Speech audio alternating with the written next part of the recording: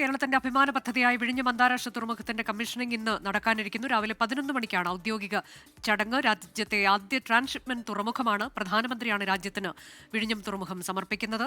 പടുകൂറ്റൻ വേദിയിലാണ് commissioning ചടങ്ങുകൾ നടക്കുക. തുറമുഖത്ത് തയ്യാറാക്കിയിട്ടുള്ള പടുകൂറ്റൻ വേദി. കമ്മീഷനിംഗിന് ശേഷം ഏറ്റവും വലിയൊരു കപ്പൽ MSC സെലസ്റ്റിനോ മെറിക്ക എന്ന കൂറ്റൻ കപ്പൽ വിഴിഞ്ഞം തീരമണയും. സാക്ഷ്യം വഹിക്കാൻ പൊതുജനങ്ങൾക്കും അവസരമുണ്ടാകും. 10,000-കണക്കിന് ആളുകൾ ഈ ചടങ്ങിൽ പങ്കെടുക്കാൻ എത്തിച്ചേരും. ഇപ്പോൾ തന്നെ ജനങ്ങൾ അങ്ങോട്ടേക്ക് എത്തി തുടങ്ങിയിട്ടുണ്ട്.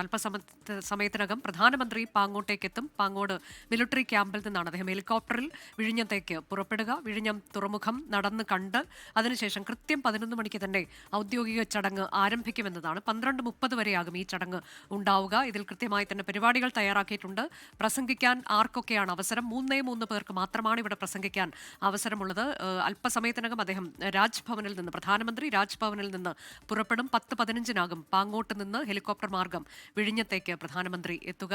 നഗരം വലിയ സുരക്ഷയിലാണ്.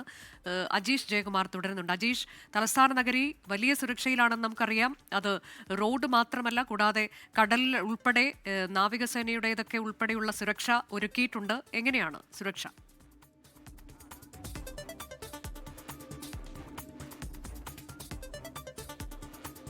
കഴിഞ്ഞ ഒരാഴ്ചയായി തന്നെ തലസ്ഥാന നഗരം കനത്ത സുരക്ഷയിൽ തന്നെയാണ്. ഈ പ്രധാനമന്ത്രിയുടെ സന്ദർശനത്തോടനുബന്ധിച്ചാണ് പലതരത്തിലുള്ള സുരക്ഷാ ക്രമീകരണങ്ങൾ ഏർപ്പെടുത്തിയിട്ടുള്ളത്.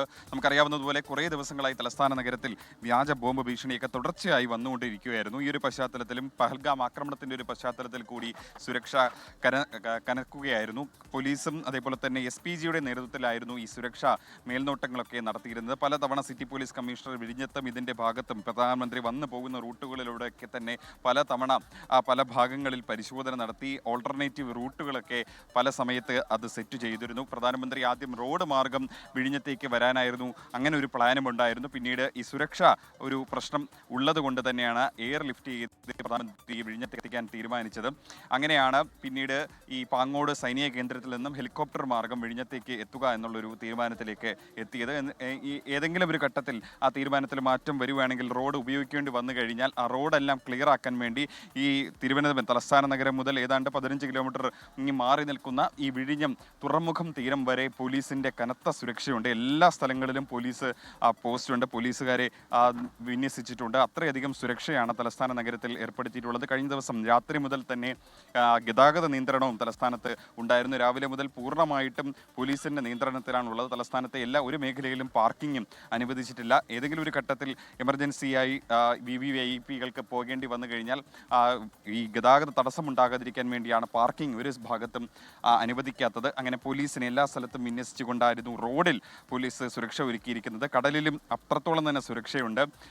ഇന്ത്യൻ നാവികസേനയുടെയും കോസ്റ്റ് ഗാർഡിൻ്റെയും കപ്പലുകൾ ആഴക്കടലിൽ റോന്ത് ചുറ്റുന്നുണ്ട് പ്രധാനമന്ത്രിയുടെ സുരക്ഷയുടെ ഭാഗമായിട്ട്. അങ്ങനെ കനത്ത സുരക്ഷാ വലയത്തിലാണ് ഈ ഉദ്ഘാടന ചടങ്ങുകൾ നടക്കുന്നത്. ഇപ്പോൾ നമ്മൾ ദൃശ്യങ്ങളിൽ കാണുന്നത് പോലെയും ഇത് ഈ പ്രധാന കവാടമാണ്. ഇവിടെ ഈ പൊതുജനങ്ങൾക്ക് പോകാൻ വേണ്ടി ഒരു വഴിയും VVIPകൾക്ക് പോകാൻ മറ്റൊരു വഴിയുമാണുള്ളത്.